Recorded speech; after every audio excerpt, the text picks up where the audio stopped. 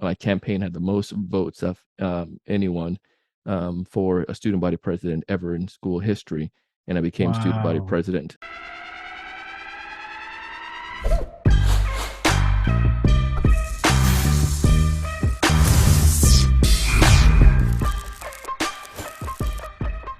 All right. This is the Living Numbers Podcast, and I am your host, Tony Rambles, back with another amazing episode for you all. First, I just want to say thank you.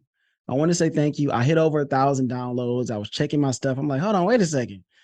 There's more than 1,000 there. That's a milestone. So I could not have done it without you all, the amazing people.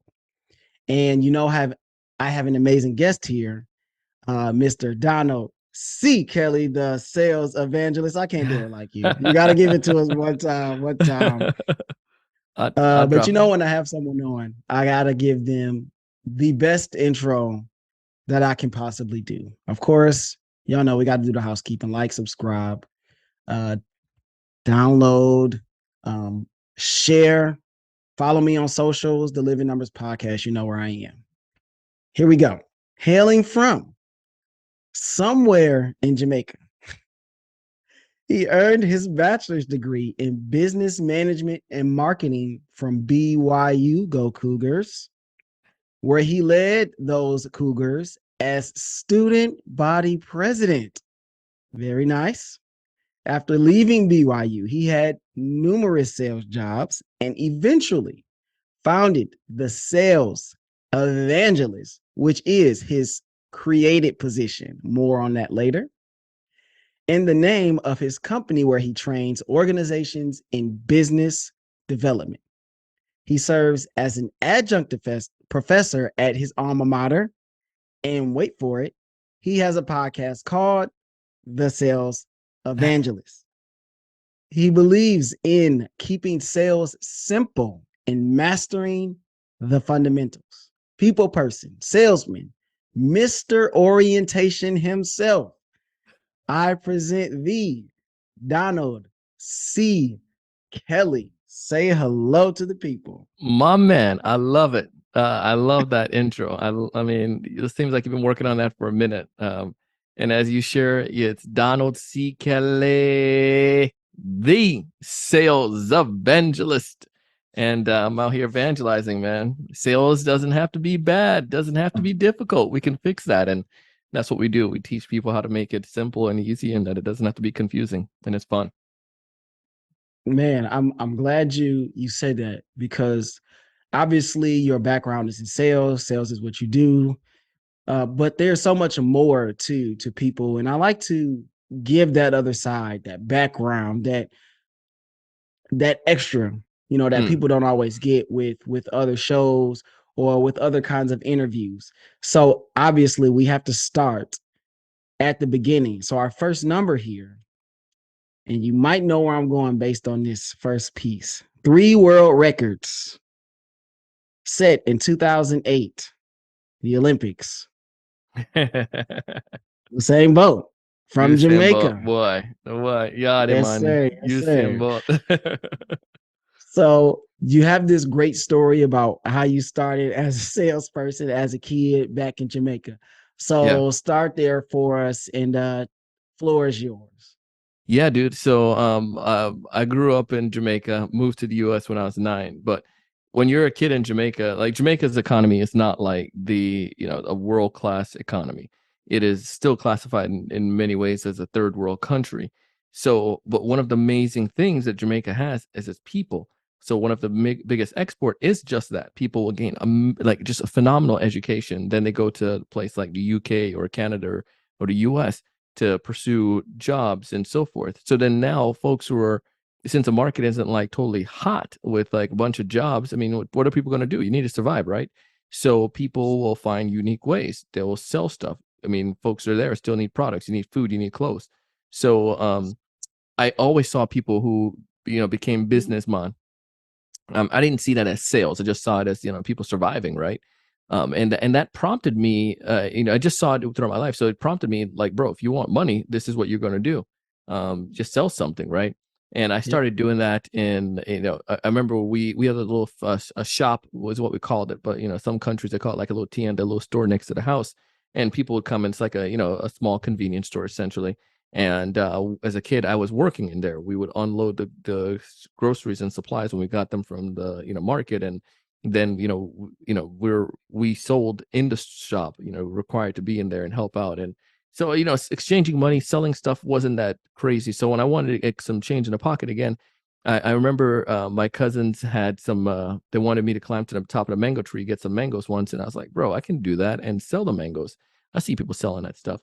And there's another shop across the street, competitors of ours, but theirs were bigger and they had toys as well. And I remember it was Christmas time and there's this dude, a ninja on a bike. And I was like, I want that. And so I had to get some hustle on. And I try to get, mangoes and sell that. And I try to get cookies and put them in baggies and try to sell that. And, I didn't make enough money to buy the toy, but I did get that first width of selling that, what Mm. I can do and how you can do it. And I learned a lot from that experience, which then led me to eventually coming down the path of like, all right, well, I know I want to do this later on. So I mean, I wanted to be an entrepreneur. And when I came to the States, similar idea, we weren't like wealthy, we were poor, and mom worked those multiple jobs. Or just did her hustle, and I saw one of the things that we can do to be successful was I needed to do stuff on the side. So I would do like summer jobs or weekend jobs and try to do like yard work and create my own little business and use Microsoft Word and create like a little company with my buddies. Um and that's just like the idea of being a businessman, selling. And Mm. it stuck with me all the way to college, where I eventually did professional selling, and then gradually led to the sales evangelist. So answering the question about like that idea, that's when I first got my start in Jamaica, selling the mangoes underneath the mango tree in the front yard, or attempting to, and also some cookies, which I attempted to sell, but I think I probably ate more than I ever the shelf. Did your parents ever push entrepreneurship? Like, hey, you got to have your own business, you got to be your own boss. Because I know right now there's a huge push for doing your own thing. I think a lot more now than it has been recently. Because I'm 33, Mm, and I don't feel like owning your own business was pushed as much as like when I was 23. Right now, I think maybe COVID was the thing that kind of prompted people to go, hey, know your value, have your own business. So was that something that your parents were preaching to you, pushing to you from an early age, or did they just kind of just show it and you picked up on it? yeah, it was more showing it, never verbally articulated, because so my dad was a little bit more successful in Jamaica, and my mom and him separated when I was a kid. But I didn't know much about what my mom did, but she started at a shop as well. My dad had gotten one for her early on, and she started that, but didn't last doing it long. I actually did a podcast episode with her on, and she talked about her sales experience. Wow. It's kind of cool. But with my dad though, he was successful in Spanish Town, and people knew him. They knew Donnie Kelly. So it was like it just gave me this, the idea was like one day I will inherit the empire, right? That I was gonna do that. And if not, it was ingrained in me through his, the folklore of who my dad is, to that I was going to, do that as well. That's my path. I was going to be an entrepreneur, and that's the early signs and early times of how the entrepreneurship bug like really started to come into my mind. But through the example, I would say, but never vocally saying that's what I have to do. It's amazing how we can learn from those examples, even when nothing is ever said. And a lot of times what happens is they'll say stuff. We're both parents, so we Yeah. can attest. Sometimes you will say stuff, but the example is not always the same as what you're saying now. Hopefully, we've learned from that, but it's amazing how that happens with parents where they just kind of show you the way. Like my dad Yeah. never told me Like, hey, when bill collectors call, just don't answer. But that's what I saw. So when I Yeah. was at that point in life where I wasn't making enough money, but stuff still had to be paid, I knew how to avoid those calls.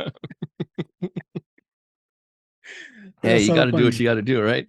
Hey man, I'm glad I don't have to dodge bill collectors now. I'm I like, know, hey, right? just take the money, get out of my hair, get away from me. Go, get. So as I was digging through your background, Yeah, man. I saw BYU, which we'll get to. Hmm. Um, but also the word evangelist comes from, a spiritual or a religious background. So what was that like growing up in your home? Was it like church every Sunday, every Wednesday, every Thursday? You know, how some homes be. So how was that like in your home and your background? So the evangelist side, I had an affinity for. So my two things that I really loved, Tony, was like I love the idea of business, and I love the idea of speaking. I love the stage, and so but the sales evangelist though, in its like the development, it wasn't a spiritual thing at all. Mm, However, there's some roots that go back. So let's go into this. And I think I've spoken about this like maybe once on another podcast before. So you have some good questions here, going deep. So in Jamaica, it's a very predominant Christian country, like beliefs, and the parents and grandparents and so forth will go to church, but as kids, you're going to go to church too. But sometimes it wasn't like the parents were fully active in church, but they would send the kids. So that was the mm. case with me. My aunt went to church, but then everybody else knows, like, if you're going to be a good kid, you got to send, good people are going to send your kid to church. So they'll send us to church, go to church as a kid. And that makes them, I guess they chill at home and, we can, Again, and they have the example. house, the house to themselves. Right. But, but it was ingrained in us. But I remember going to church, Tony, and I remember we would come home, and one of the things that I just saw that I am fortunate that I have was this like vivid imagination and this idea that I could do stuff if if somebody's doing it, then screw it. Why can't I do it as well? And I remember watching a preacher and so forth up there, and I would just see him. And I remember coming home, my cousin, we had they lived with with our aunt when in Jamaica there at this big house, and she had dolls, so we get her dolls and put them on a back veranda, the back porch, and we had this little wall area, and I would stand up there and preach to the dolls and to the stuffed animals, and we had a bicycle stick, like a bicycle, the bicycle handles like on those old BMX. It was like Mm-hmm. the grip was broken off, and we had it out on a stick, so that was my mic. And I remember we would set up this church, like just like this idea, we would set it up, not like just pretend it's there. We would get like little buckets or rocks or whatever and put these dolls on them and little teddy bears, and we would set up the church and have the aisles. And I remember going up and down the aisle and just like speaking and being on a stage, and I just loved that idea. um Wow. but and this was like like say 6 and 7 years old, and so that notion like made me feel that, and I guess the idea again, that I was invincible in a sense, like if you want something, just do it.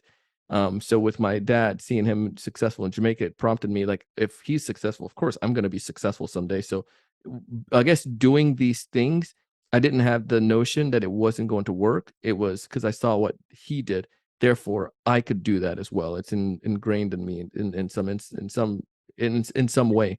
So Mm, that's how that evangelist idea was early on, that spawning of speaking.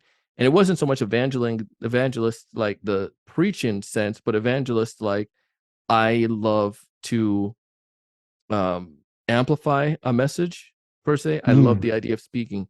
So fast forward in high school now and in the States, I was always that in middle school, I was always wanted to do theater and like the drama and TV and the acting stuff. And then in the high school, I did speech and debate, and there was a performance called interpretation. And I did that, and I was able to go to New York mm. to the world championships of, like, speaking stuff. And then eventually did Toastmasters, which eventually then the podcast was like right around the same time. And in college, we read a book by a guy named Guy Kawasaki. He was Apple's chief evangelist. And in this book, The Art of the Start, that was his title. And I was like, bro, this is cool.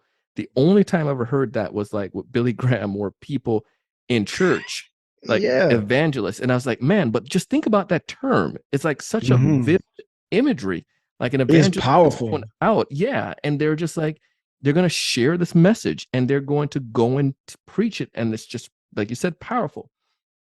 So then now when I got into technology sales, I remember I went to this event. This was the same iPad. This is my iPad like 2 that I have here on my desk. It's like not really used much, as you can see. But this thing from back in 2010, so heavy compared to the other ones now. But Wow. it was Long ago.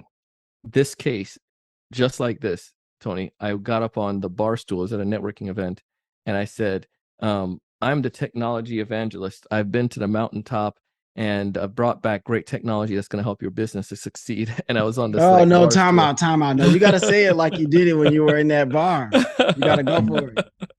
I got my kids sleeping back behind in the room Oh, next okay, door. never mind. Never mind. I already know how that So goes. but I was like, but I got up and I was like, my name is Donald Kelly. I'm with it was a performance data, and I'm the technology evangelist. We've been to the mountaintop. We saw the challenges that you're facing, and our business can help solve it.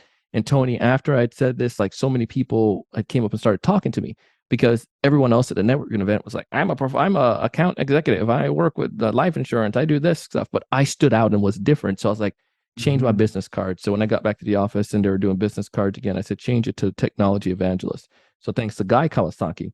And the homage goes back to, again, my roots with this notion, again, being that performer. So then when I was doing a podcast and I really started doing more sales and started seeing, a sliver of success and what was working, I always was talking about it. And one of my buddies was like, man, you're like an evangelist. And I was like, yeah, that's the title I actually had, the technology evangelist. And it's like, you're like a sales evangelist. And we put that together and that's where it came from. So the sales evangelist, but the sales evangelist, the confidence and the stage presence and so forth that I've Mm. gained with the podcast and with the speaking and the training that I do, I give homage to that going to church as a kid and mimicking that. And I think a lot of performers do that too. You see the same thing with like James Brown and some of these other performers. They've all gone to church and they see that preacher in historical black churches. They're just like they're a figure, right? And Yeah. there's in some cases a lot of entertainment with that. Yep. But that's where I got that little oomph from. But the sales evangelist in itself wasn't anything to do with a spiritual thing, but the skill set that I got from church and mimicking Yeah. church was able to help me throughout my life and career. And thus being now, we evangelize the message of effective selling to millions, thousands of people with our podcast. So Oh, millions. Speak that. There you go. let's speak There you it go. to millions. We will reach millions. That's one of our big vision. My goal our goal is to be the number one sales education organization in the world in 10 years and to be a $1 billion organization within that 10-year period. So we got a lot of work that we're doing. So That's what I'm talking that's it. about. You That's gotta what you I'm gotta go talking big, about. right? Yes, sir. You already said it. If somebody else did it, why can't I do it? Right? Somebody's doing it Exactly. right now. Why Yeah. can't you be next? Yeah. It's funny. Because as you were talking about performing and that kind of thing, I was gonna ask, like, did you do any theater? Like, had you ever been interested? Have you ever done improv? Have you tried to look into or dabble in stuff like not like speeches, right? Like that kind of thing, but actual performing art. Have you Mhm. ever have you looked into it like in your adult life? Good question. So high school, yeah, because the school I went to was a performing arts school. So there was areas where theater, music, dance, communication, and visual arts, and I did communication. So it was again like speech and debate, and you're performing and video production, like acting. Some of my friends they created a movie and they had me as an actor in it. That was like in high school, and it gave me a little bit of that taste and I was like, I love this, I want to do more of it. And it was the three things I wanted to do was like, could I do acting? It was law or business, and business was like the most it made most sense. Law was good, but I think it was this homage that I had towards business because I did the debate stuff that Mm. and then I did a mission with my church, and it was like a lot of like I served in some leadership capacity in that, and I loved the executive side of operations, and I was like it's business, and then specifically sales, because of the creative side, like the marketing and the quote unquote evangelizing. So sales became that avenue. But prior to COVID, my wife and she always wanted me to do stuff because I did Toastmasters, and I performed, and it's pretty much like a performance, right? And I did the speeches with Toastmasters, and I got in 2016 went to the World Championship of Public Speaking, went to the semifinals round, so it was like the top 30 speakers in the world, and that was pretty significant. And I had a goal to be number one in the world, and since you look to do it different ways through Mm-hmm. the business and through some speaking with that we do. And yeah, but then we had looked at community theater because she really wanted me to consider it, doing it on the side. And but I've done improv in college, or I tried out and made it Mm-hmm. some final rounds a couple times, but it's not something that I have done further, but it's the community theater side. I mean, if I were to say like there's a part of me that still craves the idea of the silver screen and to Mm. act, I would say, yeah, there's a part. Is it how big of that is that desire right now? Not, Right. not huge, because of the mission that we're on, but it's something that I hope to do. So maybe I can just get rich enough that I can just get a cameo in a movie. There we go. Just Because kidding. I hear it. I hear it. I see it. And when I met you, it kind of felt like we were already friends, Yeah. And so when we shook hands and just the way you greeted me, so like I'm not saying that was theater, but Mhm. you have like this presence about you that's inviting, I would say, and that kind of stuff. I think works, for the silver screen, for being able to act and do all those things, and I can hear it, in your voice, like yeah, maybe someday, it's still there. I still got a little trick up my sleeve. But you talked about your church. You talked about missions trips, and that's going to lead us actually to our next number, Yeah. which is 1,622, which is the number of international students that BYU has. Mm. Now, I think that number was from 2017, like Hmm. actually came from other countries. And so I thought that Yeah. was applicable because you're from Jamaica. Yeah. And so I saw BYU, I was like, isn't that like a religious school, right? Because Yeah. I didn't know all of this about your background until I started doing some digging. So it kind of makes sense now. But also you have all of this leadership experience there too. Hmm. So how did you get to BYU? And then how did you become, the leader, school president, basically? Yeah. So there are several campuses for BYU. There's a main campus in Provo, Utah, and the second campus is in Rexburg, Idaho, and there's a third one in Hawaii, Lahia, Hawaii. And I got a chance I went to the Idaho campus, and student body population. There's a little bit smaller than Provo. I think Provo was like 30,000. BYU Idaho was like Mm-hmm. pushing like 16,000. And now it's grown. Actually, I think now they have a little bit more because they have a unique track system. So it's kind of close to rivaling Provo number. So it's a lot more students have the opportunity to attend these universities. But with this, how did I end up there? So the Brigham Young University is a affiliation with the Church of Jesus Christ of Latter-day Saints. Mm-hmm. And I did, and I joined the church when I was 14. I started going to church.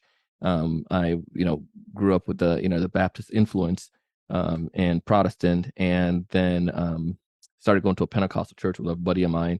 He was like an older brother. He was in his 20s or whatnot, and he got saved and started bringing me to church with them as like a Mm. 11-year-old, 12-year-old. And I was like, okay, this is good.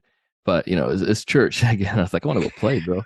And Yes. when you go to like Pentecostal church, man, All Pentecostal day. church is like, yeah, your Sunday is like all day, then Sunday night, and then Friday night, and then Bible Yep. study Wednesday. So Yep. I knew like, it. bro, what am I gonna play? What am I gonna do anything? But it did spur like stuff that I grew from my early years in Hmm. Jamaica, and then it led me to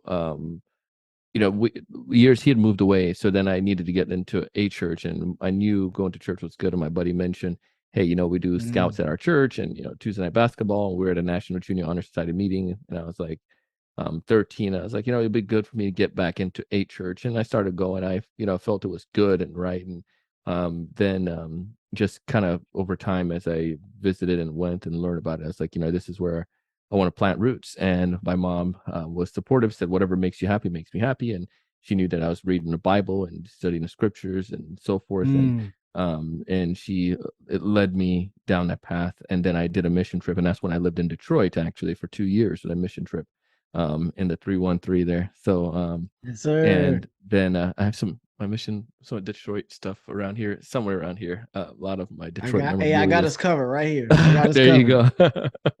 And then so when I got done with the mission, I got accepted to the BYU Idaho campus Mm. before in like say 2003, and I went on the mission trip 2004 to 2006, 2 years.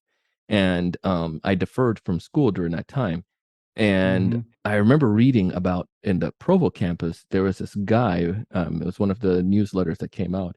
He was a student body president, and he looked like me. And I don't know about any of you, when you look at Provo and Utah, there ain't a lot of people who look like Tony and me. It's just like, it ain't a lot. And I was like, man, this brother did that. Like, how did he do that?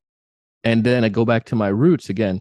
My dad did all right with the business and some of these things. And I Yep. was just like that very visual person. So that if that's the case, I want to create that. I want to do that. So I made it in my mind. I said, I'm going to be student body president. So when on my mission trip came back and went to school, and I put it off, Tony. It was in my back of my brain. Thought Hmm. about it. But then one of my friends, my junior year, his senior year, one of my roommates, he ran for student body president, and we all rallied and helped him out and got him like go out and pass that stuff. And he, Hispanic dude, good friend of mine, John Diaz, big shout out. And he became one of the vice presidents. He was one of the runner ups, Mm. but he got vice presidency, and that was good. And I was like, oh yeah, I had a goal to do this. So then the next year, when it was like Yep. my senior year, I was like, all right, this is it now. So I It's your ran, time. and I'm a marketer and a sales guy and an entertainer. So we went around to all the apartments, and the key, go to the girls' apartment, because we did a lot of parties right at school. So we were the Florida kids out there, the ones these like the cultural individuals, I'll say. There's a bunch of about a few of us that grew up here in Miami and South Florida, and we went to school out there, and we knew each other from Hmm. church. And we had parties, and good parties and stuff like that. Um but we knew when we got people to the parties, you go to the girls' apartments, you bring the flyers, girls bring guys. So Yep. when we were running for student body president, I went to two groups. I went to the married student housings, and then I also went to the girls' apartments, and we entertained. And the it was crazy. They said that my campaign had the most votes of anyone for a student body president ever in school history. And I became student body Wow. president. And my buddies, I mean, I give a goal for all my buddies. They all came around and rallied behind it. And I remember that guy. I can't much remember his name now. I have to go back and look at it. But he motivated me, inspired me, because I saw somebody that looked like me, and he did it. And again, the president idea, the law, because I was doing in college, in high school, did the speech and debate stuff. And I was like, this will look good on a resume. I want to do that. And I'm grateful, but I had a vision and I did that. And I'm grateful for my friends and I would say, for God for helping me with all of that. So that's how those things came about. And that leadership bug always was with me with that. I was always like one of the fortunate amongst my friends, the ones that was leading the charge, because I think it was a visionary Hmm. idea. like people always want to, do something with somebody that's a visionary, or Yep. follow a vision. So my friends, I was always, or my cousins and so forth, I was one trying to, think about let's create make a clubhouse or whatnot. Let's go do this Yeah. adventure. Um, and let's go do this little business. And with that, and in scouting, I did that as well. When I was a scout, I became a senior patrol leader, then eventually assistant scoutmaster, and all of these things gave me these leadership things when I was a Wow. teenager. Then I eventually got my Eagle Scout. Got some of my scout stuff over here right now in the office here. And then I got to the point where, all these things just started compounding, right? So then with Mhm. the mission experience, is about 120 missionaries that were there, and there's a mission president and his wife, like the leaders. And so all of these like 19 and 18-year-olds, and they have like like district leaders, which is like over, over like maybe 10 missionaries. Then you have zone leaders, Mhm. which is probably over like, 40 missionaries, and then you have assistant to the president, which is over all of the, 120. And I was fortunate to be able to serve in all of those roles and as a assistant to the president. So I did with a lot of leadership responsibility, taking care of missionaries, picking them up at the airport, sending them off, and all of these things. And then so now with my college experience as well, being a student by the president, all of these things just kept compounding on top of each other, and I'm fortunate for that. Which when I came to the point where I wanted to run the business and to start a business, I was able to have that leadership with responsibility and experience. And in the Church of Jesus Christ of Latter-day Saints, it's a lay ministry, so no one get paid. So you're called Mm. and you serve, and it's not like you glamour or you vote or run for like a leadership position. Right. But served as in the local congregation. I was basically the pastor, the bishop of that congregation. As a like 30-year-old, I was over a congregation of 60 folks, and helping with Mm. like preparing, overseeing the organizations, and doing like you didn't do all the sermons, but you have other members that speak and other leaders that speak on Sundays. But all of those things again led towards that. So all these leadership things. So I served for Yeah. 5 years for the bishop, the bishop Wow. role. And just in 2020, I was released from that position. Somebody else was called to it, and again, you're not paid for that. It's just you're serving God in your community. While I was still starting the TSC, so both happened at the same time. It was crazy how that happened. And yeah, so that was a long-winded answer to that question. I love it. So on the outside of my business, I was heavily involved with church, but also in my business, I'm those leadership skills was able to translate and help me with leading team and motivating and working with organizations and events and so forth.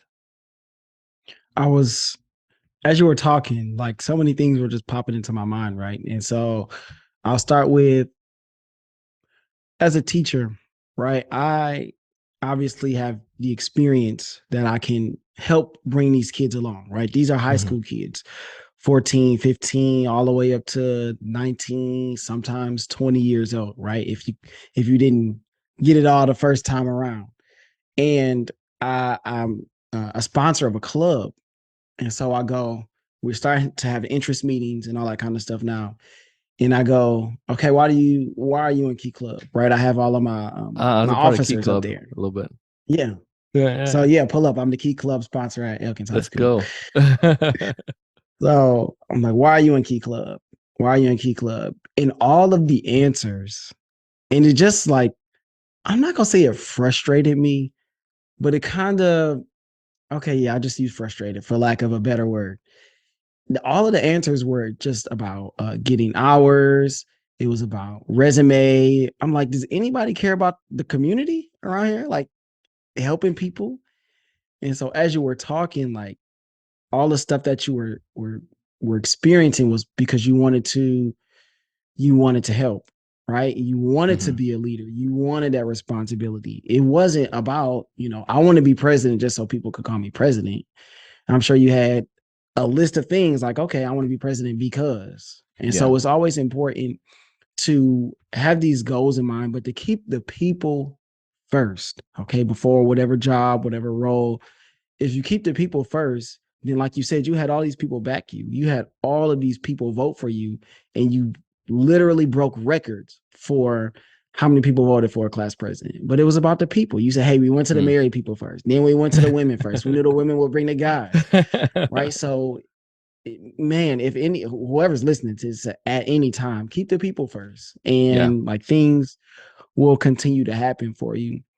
And my question now, because you talked about all of this leadership experience, how do you handle it? And I say that from the standpoint of being a leader is a lot of responsibility, especially when there's a lot of people that you have to lead, right? Mm. Even if it's one, you still have influence, over these people. So how do you kind of keep, I don't know, keep yourself level headed, keep yourself from, maybe boiling over and having to get too tough for you? How did you balance that and maybe compartmentalize these different leadership roles?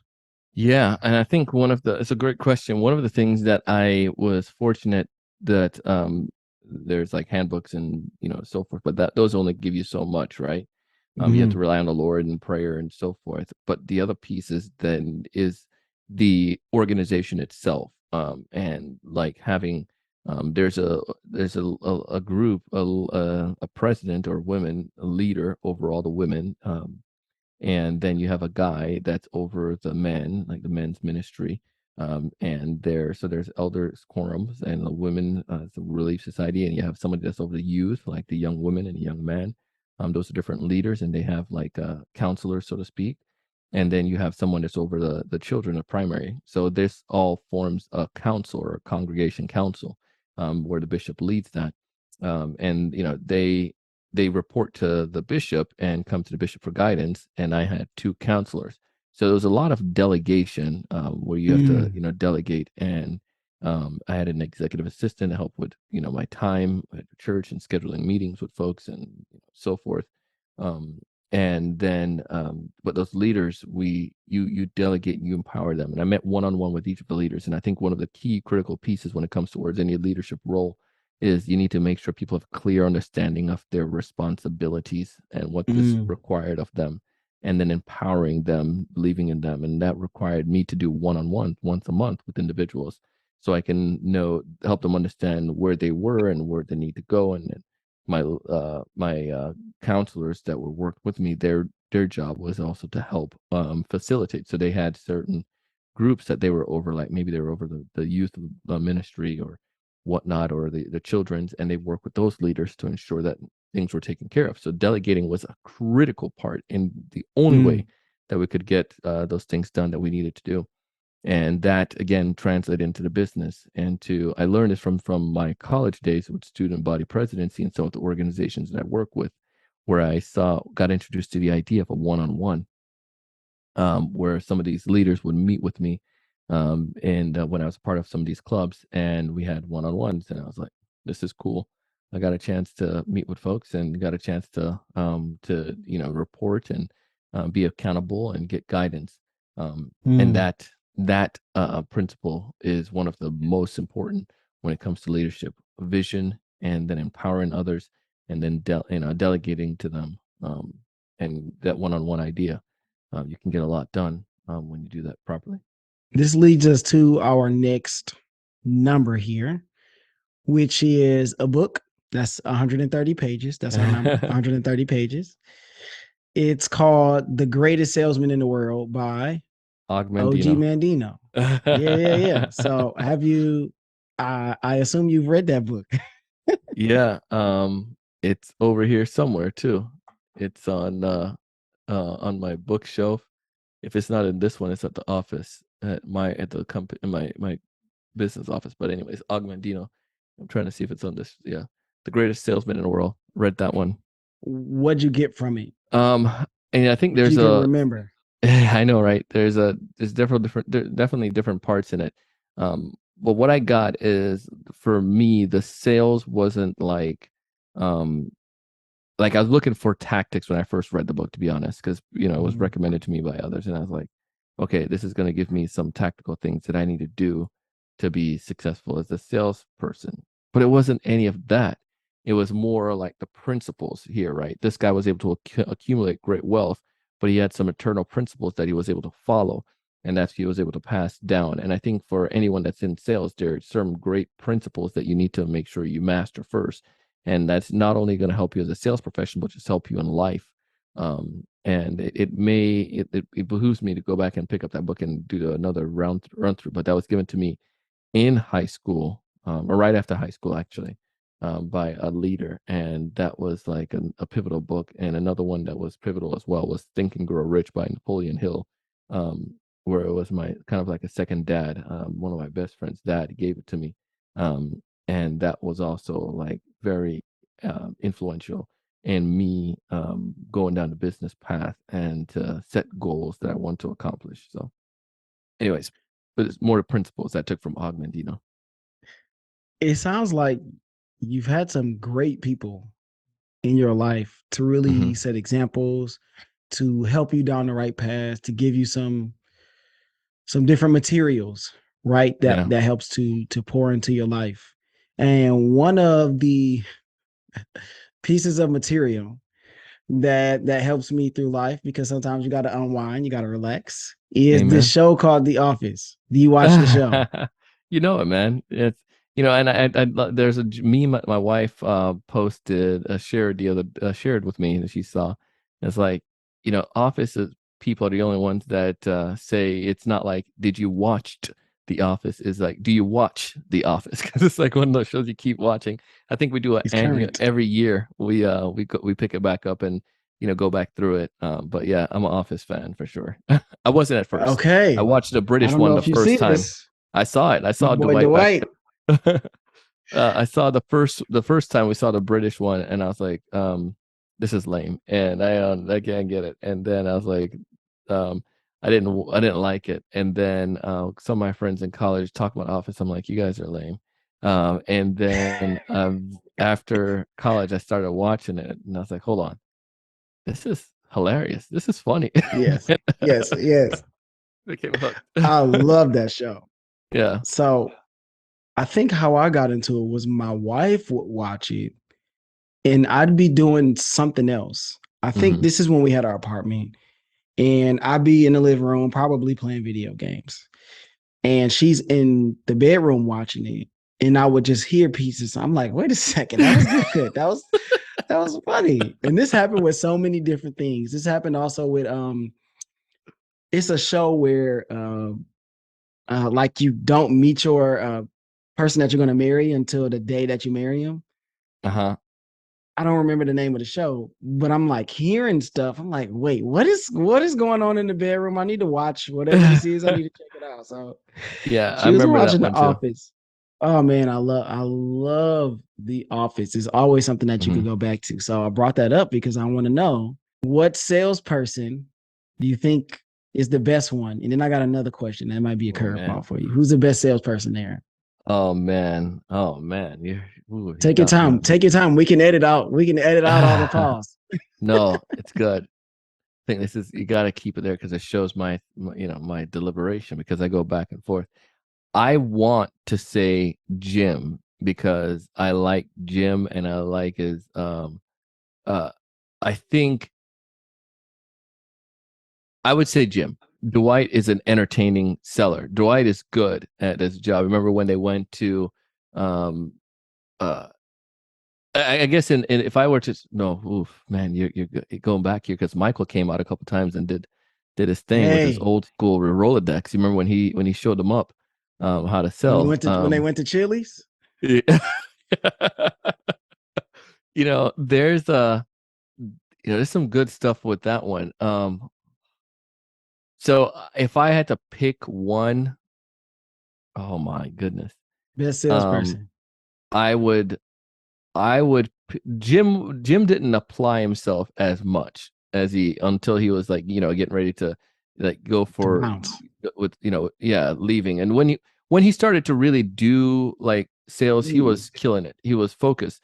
So I say Jim has I'm final answer Jim. I'm going Jim. uh uh and you I'm saw gonna what he go with did. Michael. Michael, yeah, Michael too, but and the reason why I say Jim has Michael was to give you those awkward moments. Sometimes it's just like so. If in a real life situation, if I had to go with somebody, I would want to go with Jim to go and sell. Michael, and there's a lot of there's some close runner ups, but I would probably say Jim in that case. But I see where you go with Mike too with So by his the clutch time we get moments. to Michael, right, he's a manager. He's not really selling, No. but the few times where we see Michael sell, he absolutely kills it, right? And they go to Chili's and he's with Jan and she's trying to like get to business. He's slow playing it. He starts singing with the guy and they're eating and telling jokes and slow playing. Then you see by the end of the episode, into the evening, he just hooks him right in. It's perfect. And then the other example is when they started losing people. And so I think he went out to like one of their biggest reps and he was talking about his family, right? He was asking about like one of his kids or something. Again, slow playing. And then he hooks him right in at the end. So I'm like, hey, Michael is the best salesman on the staff because when he shows up to sell, like he just absolutely kills it. I mean, the easy answer, like for everyday episodes, is Yeah. obviously Jim, because when he turns it on and we see him turn it on a little more often, he applies himself. Jim is the best person in the office, but the person that applies himself every day is Dwight. He is Oh just hitting the yes. page. Dwight, dude. Dwight, he what I love about Dwight is that ambition. Go back to what we are talking about with mine, with the vision. And Dwight has that. Um, even though it necessarily doesn't necessarily, always fall into the right intention. But Right. or I guess the right execution, I'll probably say, but his intention is he wants the company to do well. He wants to take care of people, and he knows what he wants, and he went out and would do that. And from the very get-go, he wanted to be that regional manager. And it's cool to see Yep. how at the very end he eventually became the regional manager. And it was just like it was a natural byproduct, right? It was supposed to happen. So it was good. Okay. Last office thing. And then we'll go Yeah. to our three whats. Because this was not planned at all. I just wanted to know. Because if you watch The Office and you were in, then this is an Yeah. easy conversation. So I think favorite is easy. I think a lot of people's favorite is kind of the same people. I will Mhm. ask you, who is the most underrated person Creed. on The Office? Easily. Yeah, that was a quick answer. He's, I mean, like Creed, he's just like so like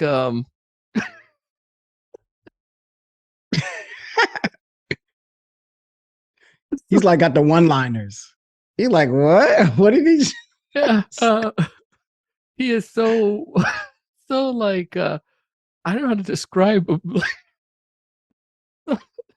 I'm just thinking I about some of got these you. experiences that he's had in the show, like get the one liner, and just like his behavior, the Yes. mannerism that he has.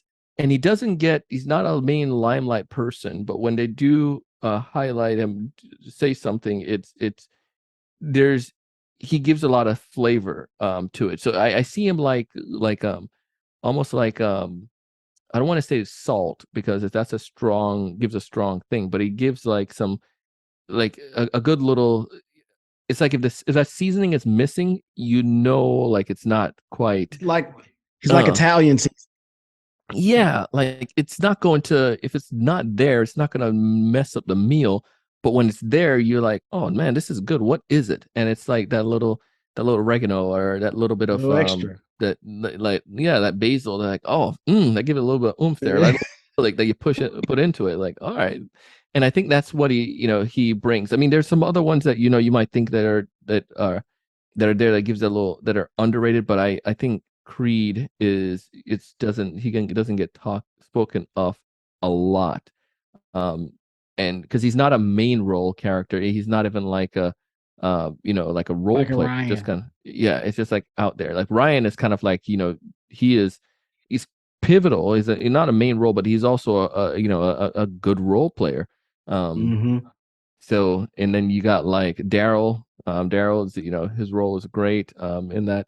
Um, Another one you hate but love is Angela. But Yeah. It's just kind of like, yeah. Miss Stanley is I call him like a role player too. Oh man, I love Stanley Stanley, because, well, I would say because the way that I grew up, a lot of the stuff that he would say is like straight up. My grandmother would say that. Like yeah, one of the yeah. funniest ones when he said, "Have you lost your mind? Because I To help you Michael, find it." I was like, what's wrong with what he said? Oh man. Yeah, Okay. Wow. Uh, Short answer for me because I think we've spent an adequate enough time on The Office. Not too much time. There's never too much time. An yeah. adequate enough time on The Office. Short answer for me is Kelly. Kelly. Kelly. Because you kind of see where she came from in the beginning to where her Mm-hmm. character grew to. Is like they was like, oh wait, she's good. Like we Yeah, need to give her more stuff. yeah. And they did. And she grew and she became this caricature, like kind of herself Mm-hmm. from where she was in the beginning. So Kelly's definitely my answer, my sleeper. Yeah. The Office, I love it. Okay, now to the last part of our interview, our Sure. three what's. Now, of course, you can go as long or as short with these as you want to. Mm-hmm. Our first what? Inside or outside of your field, which is a bunch of different stuff. Choose one. What's an opinion you have that would be considered unpopular? Um, Inside or outside? Let's say inside. Sales. An opinion that I have that would be unpopular. Mm-hmm. Um, I think sometimes people feel in the industry that yeah, the more knowledge you have, the more experience you have, then the more likely that's going to tie back to your success. I think this applies in many different fields, but in sales, it doesn't necessarily. It's the case. You just have to know Mm-hmm. how to solve people's problems and to know how to, find problems. If you can do that pretty well, you're going and master the fundamentals. You're going to be successful. Um, Another one is that cold call is critical. And sometimes people will be against that, like, oh no, you don't need a cold call. You need to, there's inbound, or a cold calling doesn't, it's bad. You're interrupting people. Cold calling is critical to sales success. So Mm. that would be unpopular with some It's folks. funny because I think if you do a good job cold calling, because I've taken cold calls and go, wait a second, who are you? What is this? What is this again? Because they just did a good job. Is maybe they were friendly. They go, hey, I don't know. I don't have a great example right now, but I know I've Yeah. taken that call because of that person on the other line, not necessarily because of something I needed. Yeah. But yeah, I think if you're good, then cold calling can be good. But if you suck at it, It's going to be you bad. can't really use it anyway. Okay, that's good. I like them. I like them. Okay, Okay. if you weren't in sales, what field would you be in? And I'm very interested to hear this answer based on our conversation that we've had. Yeah. I think if I weren't in sales, uh, so it's a tough one. I'm going to tie sales and business together. All right. Mm, So I would just say that's one umbrella. But if I weren't in this, I realistically, I probably would be a lawyer. mm, Because I would go back to think, like, I need something that can really take care of the financial means for my family, mm, and then I would justify it and say, what, as a lawyer, I can still have some theatrical moments and perform, and in a case, and um, but if I said just to do acting, I know I would miss out on the idea of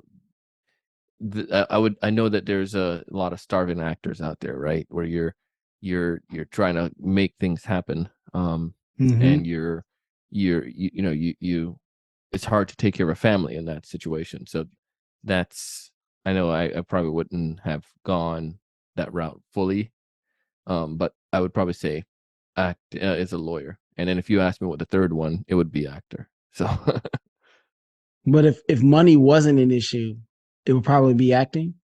if money wasn't an issue, Right. You could just pick, like, okay, I'm gonna be successful no matter what. You just get to pick one. I still may have I still may lean to the legal side because I love that law. Okay. I love that idea. It was fun. It was Mm, exciting. It was, that's entertaining.